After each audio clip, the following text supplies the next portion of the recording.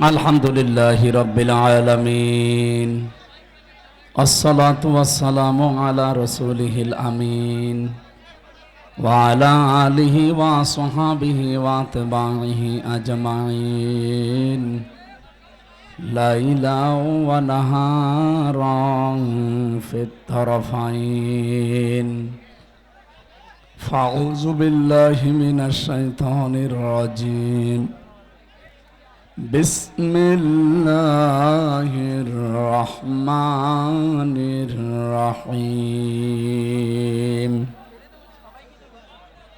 ইয়া আইয়ুহাল্লাযীনা আমানু কুতিবা আলাইকুমুস সিয়ামু কামা কুতিবা আলাল্লাযীনা মিন ক্বাবলিকুম কামা কুতিবা আলাল্লাযীনা মিন ক্বাবলিকুম লাআল্লাকুম তাত্তাকুন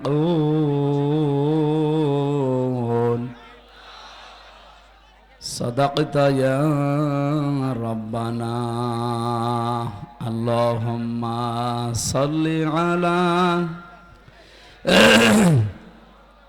কি করেন এখানে আপনারা? বসেন, এখন বসেন। মাছের বাজার বসিয়েছে। এখান থেকে বাকি লোক নেবে যান তো। যান, যান, যান।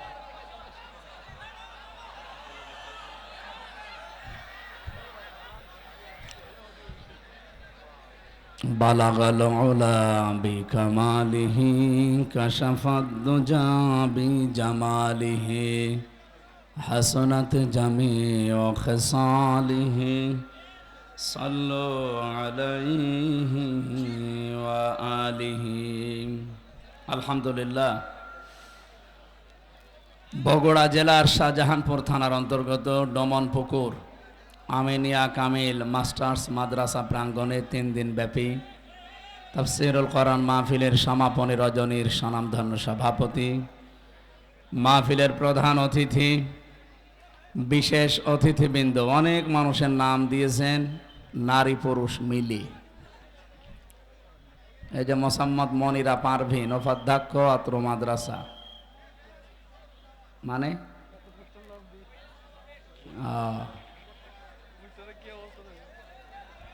এত মানুষের নাম আপনারা পেয়েছেন কোথায়? বাবা, বগুড়ায় আর কেউ বাকি আছে? যাক, আলহামদুলিল্লাহ, অনেক মানুষের নাম দিয়েছে। মাহফিলের প্রধান অতিথি জনাব মোহাম্মদ মোরশেদ মিল্টন, এরপরে সম্মানিত সভাপতি কেন্দ্রীয় নির্বাহী সদস্য বাংলাদেশ জামাতি ইসলামী অধ্যক্ষ শাহাবুদ্দিন আহমেদ, সহসভাপতি অধ্যক্ষ আব্দুল হক সরকার, জনাব মাওলানা আবু বকর সিদ্দিক, প্রধান অতিথি শ্রদ্ধাভাজন ভাই মিল্টন মোরশেদ মিল্টন, সহসভাপতি বগুড়া জেলা বিএনপি ও সভাপতি গাবতলী উপজেলা বিএনপির, প্রধান পৃষ্ঠপোষক আজিজুর রহমান ভাই, অন্যান্য অতিথিবৃন্দ, আর বলতে পারছি না, এত মানুষের নাম দিয়েছেন। একটা একটা করে নাম বলে দোয়া করতে গেলে অনেক সময় লাগবে। একবারে দোয়া করছি সকলের জন্য। ওয়ারাফা'না লাকা যিকরাক, আল্লাহ এদের মর্যাদা সম্মান যেন আরো বাড়িয়ে দেন, বলেন আমিন। এই আপনারা কথা বলবেন তো, আমরা বসিয়ে দিয়েছেন কেন? কষ্ট হলেও চুপ করবেন, কথা বলবেন না। যে যেখানে আছেন, দাঁড়িয়ে আছেন, বসে আছেন, শুয়ে আছেন, থাকেন, কথা বলবেন না। আর জায়গা নেই, এটা ছাড়া আর মাদ্রাসার জায়গা নেই। কত মানুষ জানেন আমি আসতেছি, যা অবস্থা, এর চাইতে ডবল মানুষ বাইরে ঘোরাঘুরি করছে, জায়গা পাচ্ছে না, কি করবে? আপনারা এতটুকু জায়গায় দেন কেন? আরো বড় জায়গায় দেবেন। এখন তো আর বাধা নেই, আছে? হ্যাঁ, কিয়ামত পর্যন্ত দেশে আর বাধা হবে না ইনশাআল্লাহ। যদি কেউ বাধা দেয়, ওখানে ওরে বিসমিল্লাহি ওয়া আলা মিল্লাতি রাসূলিল্লাহ করে দেবে। মিনহা খালাকনাকুম, এ পড়ার দরকার নেই, একবারে দিয়ে দেবেন। কারণ ওরে আপনি মিনহা খালাকনাকুম পড়ে করবেন কি? ও তো এমনি জাহান্নামে যাবে। কোরআন বাধা দেয় যারা, এ একেবারে বাংলা কথা, কোরআন বাধা দেয় যারা, এরা কাফের। এটা সূরা হামিম সাজদা 26 নম্বর আয়াতে আছে। যারা কোরআন শুনতে এসেও মন খারাপ করে চলে যায় এরা মুনাফিক। সূরা নেসার 61 নম্বর আয়াতে আছে। কোরআন শুনলে যারা আনন্দ পায় এরা মুমিন। সূরা আনফালের 2 নম্বর আয়াতে আছে। এর চাইতে আর দলিল কি আমি বেশি করতে পারবো? আল্লাহর চাইতে এত সুন্দর দলিল দুনিয়ায় কেউ দিতে পারে না।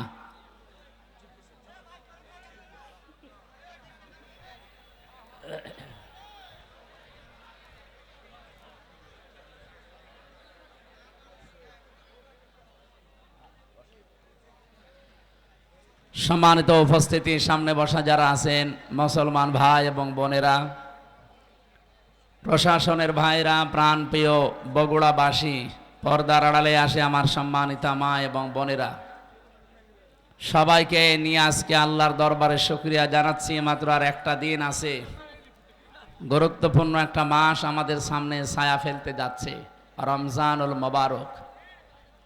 রমদান শব্দের শাব্দিক অর্থ হচ্ছে পুড়িয়ে ফেলা, শেষ করে দেওয়া, নিঃশেষ করা। এই আপনারা এদিকে তাকান, কি পোড়াতে এসেছে? আজকে একটা ভিডিও দেখছিলাম, কারা যেন বানিয়েছে, কাওয়া কাকুকে নিয়ে আসতেছে একজন সাজিয়ে।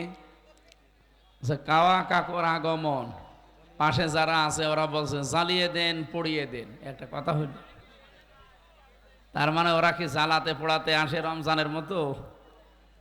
রমজান এসেছে আমাদের অপরাধগুলো জ্বালিয়ে দিতে। আমাদের যে সমস্ত অপরাধ আছে আল্লাহ রাব্বুল আলামিন রমজানের মাধ্যমে সব জ্বালিয়ে পুড়িয়ে সারখার করে দিতে চান। পৃথিবীতে আল্লাহ যত নিয়ামত মানুষকে দিয়েছেন, আমরা আজকে 2টা ফরজ আদায় করব। আজকে একটা ফরজ বিষয় জানবো, আর একটা সব ফরজের বড় ফরজ কোনটা ওইটা জানবো। কি কথা বুঝতেছেন? একটা হচ্ছে ফরজ, আর সব ফরজের ভেতরে বড় ফরজ। এই 2টা বিষয় আজকের আলোচনায় আমরা ক্লিয়ার করে বাড়ি যাব। কারণ 500 ফরজ আছে কোরআনে কারিমে, তার ভেতরে আজকে কয়টা জানা হবে বলেন তো? আরো জোরে বলেন। 2টা। এ মাদ্রাসার সম্মানিত অধ্যক্ষ, হাজারো আলেমের উস্তাদ এখানে বসে আছেন। এরপরে যিনি আলোচনা রাখলেন আপনাদের বগুড়ার সন্তান মাওলানা আব্দুস সালাম, অন্যান্য সম্মানিত ব্যক্তিবর্গ। রমজানুল মোবারক আমাদের একেবারে মাথার উপরে। আজকে সৌদি সহ মুসলিম বিশ্বের অনেক দেশে তারাবি চলছে। এখন অনেকের জায়গায় শেষও হয়ে গেছে। কাবা শরীফে তারাবি চলছে। সুতরাং আমরা আগামীকাল থেকে তারাবি যেহেতু আরম্ভ হবে, রমজান মাস এটা 1500 বছর আগে দুনিয়ায় ছিল না। কথা বললে না কেন? ছিল না? ছিল, কিন্তু রমজানের এই মর্যাদা ছিল না। আপনি আজকের এই দিন পর্যন্ত 70 বার সুবহানাল্লাহ বললে যে সওয়াব পাবেন, কালকে রমজানুল মোবারকে একবার বললে সেই সওয়াব পাবেন। আজকের এই দিন পর্যন্ত যদি 70 রাকাত নামাজ পড়েন একাধারে, যেই সওয়াব হবে, কালকে শুধু 1 রাকাত নামাজে সেই সওয়াব হবে। সুতরাং আমরা এমন একটা বরকতময় মাস পেতে যাচ্ছি। সবচাইতে গুরুত্বপূর্ণ হচ্ছে শাহরু রমাদান, এই সেই মাস যার নাম রমজান। আল্লাযী উনজিলা ফীহিল কোরআন, যে মাসে আল্লাহ কোরআনে কারিম নাজিল করেছেন। আমি এখান থেকে কয়েকটা প্রশ্ন নিলাম। 1 নম্বরে, রমজান 1500 বছর আগে ছিল না? ছিল না? কিন্তু দাম ছিল না। সফরের যেমন দাম, রজবের যেমন দাম, শাবানের যেমন দাম, ঠিক এইরকম একটা দাম ছিল রমজানের। তো কিসের জন্য এত মর্যাদা বেড়ে গেছে? কোরআনের। বলেন বলেন। আল্লাযী উনজিলা ফীহিল কোরআন, যেই মাসে আল্লাহ কোরআন নাজিল করেছেন। সুতরাং এখানে একটা বিষয় পরিষ্কার, রমজানের কোনো মূল্য না, মূল্য কোরআনের। বলেন না কেন? বিয়েতে যারা বরযাত্রী যায়, 1000 বরযাত্রী নিয়েছে, মাত্র বর 5 জন। কয়জন? 5 জন বর গেলে বিয়ে হবে? এই আপনারা কথা বলেন, কি সমস্যা? কি চুপ করেন না? এটা এবাদত চলছে এখন, এবাদতের মতো। নামাজ একটা এবাদত, নামাজে দাঁড়িয়ে এদিক ওদিক একটু হালকা তাকানো যায়, একটু হালকা গল্প করা যায়। তো ওইটা যদি না যায়, এখানে যাচ্ছে কোন কায়দা? এখান থেকে যান, আর লাগবে না, বসুন।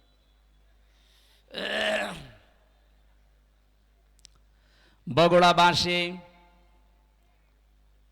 আল্লাহ রাব্বুল আলামিন কোরআনে কারিমে এই আয়াতের সাপোর্টে আরো কিছু আয়াত আমরা দেখেছি তাফসীর ইবনে কাসিরে, ইন্না আনজালনাহু ফি লাইলাতিন মুবারাকা। অবশ্যই আমি আল্লাহ কোরআনে কারিমকে আপনার প্রতি নাজিল করেছি একটা বরকতময় রজনীতে। কি বরকত তৈরি করেছিলাম? আমি যে বললাম ১৫০০ বছর আগে মাত্র কোরআনে কারিম নাজিল হওয়া, এর আগে হাজার হাজার কোটি কোটি বছর আগে দুনিয়া তৈরি, তখনও আল্লাহর কোরআন ছিল না? ছিল না? অবশ্য ছিল। কোরআনে কারিম আমাদের এখানে ছিল না? ছিল লাউহে মাহফুজে। প্রথম রমজানে আমার আল্লাহ প্রথম আসমানে এটা নাজিল করেন। ওখান থেকে ২৭শে রমজান বলে আমরা যেটা জানি, শবে কদরে, ইন্না আনজালনাহু ফি লাইলাতিল কদর। অবশ্যই কোরআনে কারিম আমি নাজিল করেছি লাইলাতুল কদরে। আমা আদরাকা মা লাইলাতুল কদর। হে নবী, আপনি জানেন এটা কি? লাইলাতুল কদরি খায়রুম মিন আলফি শাহর। এখানে আলেম আছে যেহেতু, কামিল মাদ্রাসা, খেয়াল করেন। আল্লাহ আলফুন শাহরুন দেননি যে ১০০০ বছর, আল্লাহ দিয়েছেন আলফুন শাহরুন। ১০০০ বছর এটা নাই, দুইটাই যেহেতু অনির্দিষ্ট, এই জন্য এটা শুধু ১০০০ বছর হবে না, এটা হাজার হাজার বছর হবে। তাফসিরে মুফাসসির জানাতে চেয়েছেন, হাজার হাজার বছরও পৃথিবীর মানুষের যে উপকার হয়নি, সৃষ্টি জগতের যে কল্যাণ হয়নি, কোরআন যেদিন নাজিল হয়েছে ওই দিন আমার আল্লাহ তামাম পৃথিবীর উপরে তার চাইতে বেশি কল্যাণ করেছেন। কি কল্যাণ দিলেন আল্লাহ? এত দামি একটা রাত বানিয়ে দিলেন যে হাজার হাজার হাজার হাজার মাসের চাইতেও এটা আল্লাহর কাছে উত্তম। কারণ শুধু একটাই, কোরআন দিয়ে আমার আল্লাহ শ্রমিকের মর্যাদা বৃদ্ধি করে দিয়েছেন। কোরআন দিয়ে নারীর মর্যাদা বৃদ্ধি করে দিয়েছেন। এত বেশি মর্যাদা আল্লাহ শ্রমিককে দিয়েছেন, বিশ্বনবী জানিয়েছেন, আল কাসিবু হাবিবুল্লাহ। শ্রমিক যারা কাজ করে খায় এরা আর সাধারণ মানুষ থাকে না, এরা আল্লাহর বন্ধু হয়ে যায়। বাংলাদেশের নিয়মটা আলাদা। এদেশে যারা কাজ করে না, খালি মেরে খায়, এরা আল্লাহর বন্ধু। কি কথা বলেন না কেন? ৪৮,০০০-এর উপরে দরবার আছে এই দেশে। আপনি একটা দরবারের মানুষকে দেখান তো যে দরবারে মানুষ কাজ করে খায়? কোনো কাজ নেই, শুধু হাদিয়া তোফা আসবে বিভিন্ন মুরিদদের। সাতক্ষীরায় আমি এক পীর পেয়েছিলাম, ওনার ১২,০০০ নাকি মুরিদ। প্রত্যেকবার বছরে ২ বার করে অনুষ্ঠান দেয়। বলেন তো, যদি ১০ টাকা করে এক একজন মুরিদ দিয়ে যায়, ১২,০০০ মুরিদ, বছরে ২ বার দিলে যা টাকা উঠবে, ওর জীবনে আর কিছু করা লাগবে ওই বছরে। ৪৮,০০০, এটা যে সরকারি জরিপে বলছিলাম, বাইরে আরো বেশি আছে। আমি যেটা এখান থেকে আপনাদের জানাতে চাই, এই যে হাজারো দরবারগুলোতে কোনো কাজ কামের ব্যবস্থা নেই, খালি মানুষ বসে খাবে এই চিন্তা করে। অথচ মানুষকে আল্লাহ বানিয়েছে এই কঠোর পরিশ্রম করার জন্যে। লাকাদ খলাকনাল ইনসানা ফি কাবাদ। অবশ্যই আমি আল্লাহ মানুষকে বানিয়েছে কঠোর পরিশ্রমের মধ্য দিয়ে।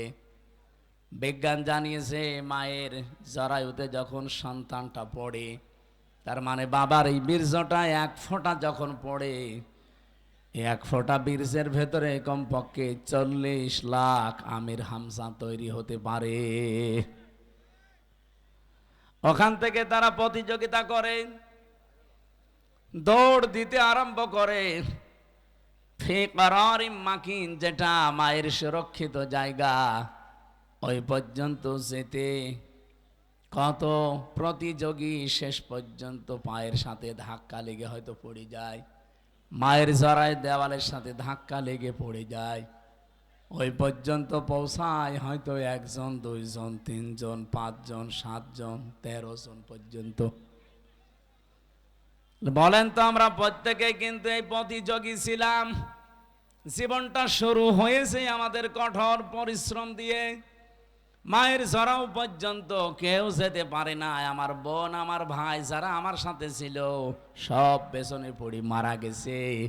আমি হামজা একা ওই ফি করারিম মাকিন সুরক্ষিত এই জায়গা পর্যন্ত আল্লাহ আমারে পৌঁছিয়ে দিয়েছে। ওখান থেকে শুরু করে 40 দিন, এরপরে 40 দিন, এরপরে 40 দিন, এভাবে 6 মাস পর্যন্ত একটা মানুষের ভেতরে ক্ষুধা আসে না। 6 মাসের পরে যখন ক্ষুধার উদ্রেক দেখা দেয়, রব্বুল আলামিন মায়ের মাসিক অসুখ বন্ধ করে তখন নাভির সাথে তার যোগ করে দেয়। এই যে আস্তে আস্তে আপনাকে কত স্ট্রাগল, কত কঠোর পরিশ্রমের মাধ্যমে উপরে তুলতেছে। এরপরে যখন পৃথিবীতে আপনি আসেন, এরম একটা চাপ খেয়ে আসা লাগে। যারা নর্মাল ডেলিভারিতে আসে, এমন একটা চাপ দেওয়া হয় মায়ের জরায়ুতে। কান, মুখ, নাক যা আছে বিভিন্ন জায়গা দিয়ে কিন্তু বদ রক্ত বের হয়ে চলে যায়।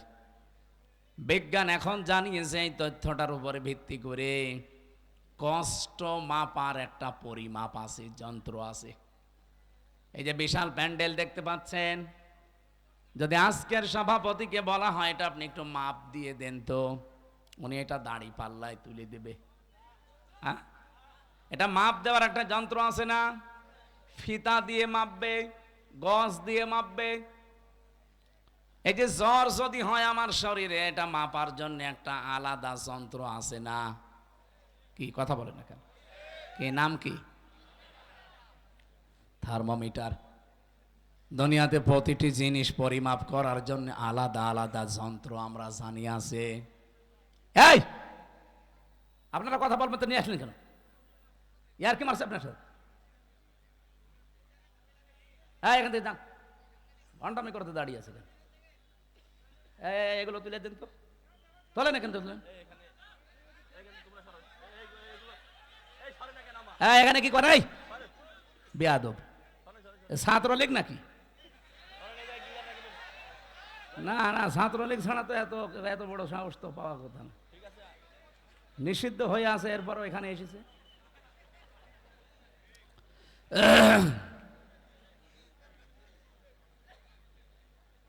কে নিষিদ্ধ না? ওরা নিষিদ্ধ জিনিস এখানে আসবে কেন? আমাদেরকে 1 তারিখে নিষিদ্ধ করেছিলেন, আমরা 5 দিন গা ঢাকা দিয়েছিলাম। তা আপনাদের নিষিদ্ধ, আপনি যতদিন শুদ্ধ না হন ততদিন গা ঢাকা দিয়ে থাকবেন। স্বরাষ্ট্র উপদেষ্টা গত পরশুদিন কি ঘোষণা দিয়েছেন দেখেছেন? যদি কোনো জায়গায় কোনো ডাকাত, চোর, ছিনতাইকারী, চাঁদাবাজ ধরতে পারেন, জায়গায় মেরে ফেলবেন, কোনো বিচার নেই। এরকমই হওয়া দরকার। যা আরম্ভ করেছে ওরা, আজকে আমি প্রশাসনের সাথে একজনের কথা বলছিলাম আসার সময়, বলছে এখন যে বিশৃঙ্খলাগুলো তৈরি হচ্ছে সব ওদের ভেতর থেকে আমাদের ভেতরে ঢুকতেছে, যেন এই সরকার ব্যর্থ হয়ে যায়। এই জন্য খুব সতর্ক থাকা লাগবে ভাই। এই ছেলে, এমন এক চড় দেবো না কানের নিচে, জায়গা মতো বসে পড়বেন আপনি। বিয়াদবের বাচ্চা, বিয়াদব। 14 বার কথা বলা লাগে, ভণ্ডামি করার জন্য আসে এখানে। একজন যদি দাঁড়িয়ে থাকে না সামনে, এমনি মেজাজটা খারাপ হয়ে আছে। এরপরে যদি এত ডিস্টার্ব হয়, কথা বোঝানো যায়। গতবার গাবতলী থেকে আসার সময় এই মাহফিলে আমি বের হয়েছিলাম, ওখান থেকে 9টা থেকে এই জায়গায় এসে 10টায় উঠবো, কিন্তু ওসি সাহেব আমার এমন তাড়া দিয়েছে, এক তাড়ায় প্রায় 1.5 কিলোমিটার শুধু দৌড়িয়েছে, তা মাঠের ভেতরে। এই আগস্টের 5 তারিখের পরে ওই ওসি এই সিরাজগঞ্জ গোল চত্বরে দেখা করেছে। আর রাত 2টার সময় আমি চা খাচ্ছি বসে, আমি আব্দুল বারী রশিদি ভাই, এরপর হোসাইন আহমেদ মাহফুজ, আরও 2জন ছিল। এসে বলছো হুজুর মাফ করে দিন। কে ভাই আপনি? বলছে, আমি ওই সেই গাবতলি থানার ওসি। আরে শয়তান, এইদিকে আর তোরাই তো খুঁজছি, কোথায় ছিলি এতদিন? বলছো হুজুর আমারে বদলি করে দিয়েছে, আমার নামে বিভাগীয় মামলা হয়েছে, আমি এখন কক্সবাজারে ওই টেকনাফে আসি চুরি করি, মাফ করবো, আগে টাকা ফেরত দেন। ওই দিন আমারে তো ধরতে পারেননি, গাড়িটা ধরিয়ে ড্রাইভারে ধরিয়ে আব্দুল বারী রশিদিরে ওর গাড়ি ধরিয়ে আব্দুল সালামের গাড়ি ধরিয়ে আপনারা 1,13,000 টাকা নিয়েছেন। ওই টাকাগুলো ফেরত দেবেন, এরপরে আপনার মাফ হবে। হুজুর টাকা নেই। মাফ কিসের? 7 দিন সময় দিলাম, টাকা ফেরত দেওয়া লাগবে। টাকা ফেরত দিয়েছে 1 লাখ। পুলিশ যে টাকা ফেরত দেয় বাংলাদেশে মনে হয় এই প্রথম। তাছাড়া আপনি পেয়েছেন পুলিশ 10 টাকা ফেলে ছাড়ে না। আমি প্রথম জেলখানায় গিয়েছিলাম যখন থানার হাজতে ছিলাম, ওখান থেকে যখন জেলে নিয়ে যাবে কয়েকজন তো দেখতে গেছে, বের হওয়ার সময় আমার কাছে টাকা ছিল মাত্র 10 টাকা। আমার বলছে টাকা, টাকা পাবো কোথায়? বলছে না আমরা জানি আপনাকে যারা দেখতে এসেছিল কিছু দিয়েছে। ওরে আল্লাহ, তো জিব্রাইল সব বলে দিচ্ছে। শেষে 10 টাকা দিলাম, তাও খুশি। যারা 10 টাকা বলেন তো পাওয়ার পরে আর ছাড়তে চাই না, তারা 1 লাখ টাকা ফেরত দিয়ে দিল। এ কি দেখেছে? আমার 13,000। হুজুর মাফ করে দিন। যা তোরে মাফ করে দিলাম, অন্তত লক্ষাধিক টাকা তো ফেরত দিল। তো সেই জায়গা থেকে আজকের এই ডোমন পুকুর। আমি এর আগেও 1বার না 2বার এসেছিলাম। ওই আপনাদের ওই যে কি এমপি ছিল একজন, বাবলু সাহেব, উনি থাকতে। এরপরে তো 3 বছর গেল ভেতরে, আসতে পারি নাই। গত বছর আসার চেষ্টা করেছিলাম। অনেকেই খারাপ ধারণা করেন দাওয়াত নিয়ে আসে না। না, আমার এই রেকর্ড বাংলাদেশে নেই। আমি হাসপাতাল থেকেও বলি যে দরকার হয় অ্যাম্বুলেন্সে করে নিয়ে যেয়ে বসিয়ে রাখেন, ওদেরকে খালি চেহারা দেখি আমি আবার ভর্তি হব। তো আমি শুনলাম যে গতকাল যিনি মাহফিলে দাওয়াত নিয়েছিলেন, ওই যে সেই ছোট হুজুরটা, ওটা নাকি আসে নাই। ও পরশু দিনও আমার সাথে ছিল, পাবনায়, আসে নাই।